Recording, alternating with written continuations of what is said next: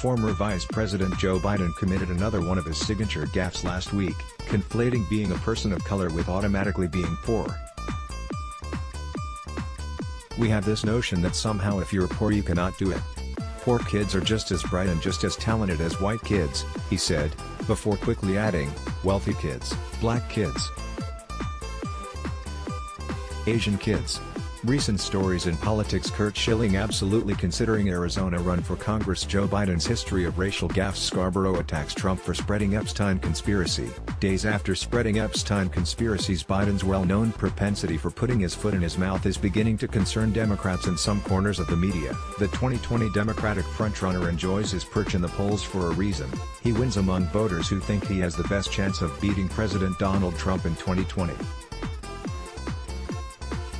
Biden has a history of racially insensitive remarks, and whether that will cost him in his third attempt for the Democratic presidential nomination remains to be seen. His history on race has already caused him a headache this cycle.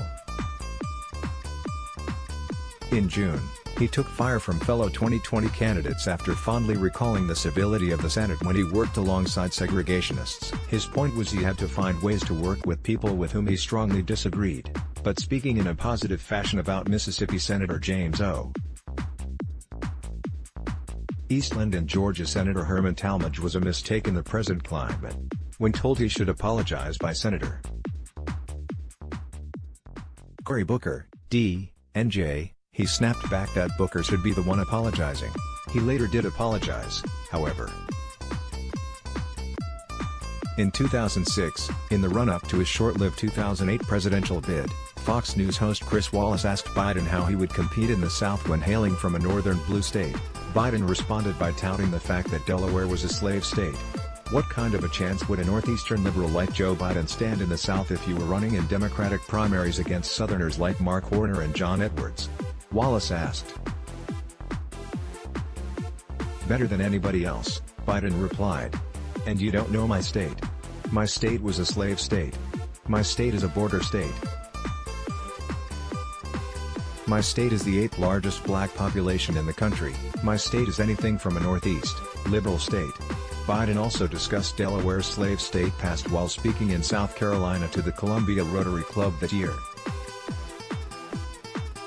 He joked Delaware would have fought for the Confederacy if not for other states being in the way. "Delaware was a slave state that fought beside the North," he said. "That's only because we couldn't figure out how to get to the South. There were a couple of states in the way." That same year, Biden had to explain why he told a voter that, in Delaware, the largest growth in population is Indian Americans moving from India. "You cannot go to a 7-Eleven or a Dunkin' Donuts unless you have a slight Indian accent." A spokesman said he meant to explain positively that Delaware had become a go-to place for Indian Americans to live and work. He didn't always avoid mistakes when talking about the man most responsible for his popularity with Democrats, Barack Obama. Talking about his future running mate in 2007, he said Obama was the first sort of mainstream African American who was articulate and bright and clean and a nice-looking guy.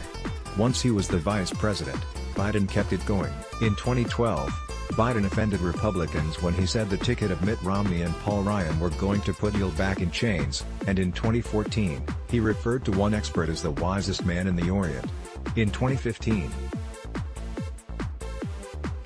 he was criticized after discussing Somali Americans living in Delaware and how there were an awful lot driving cabs. Biden still enjoys significant support from African American voters, one of the reasons he still leads the 2020 pack in national polling.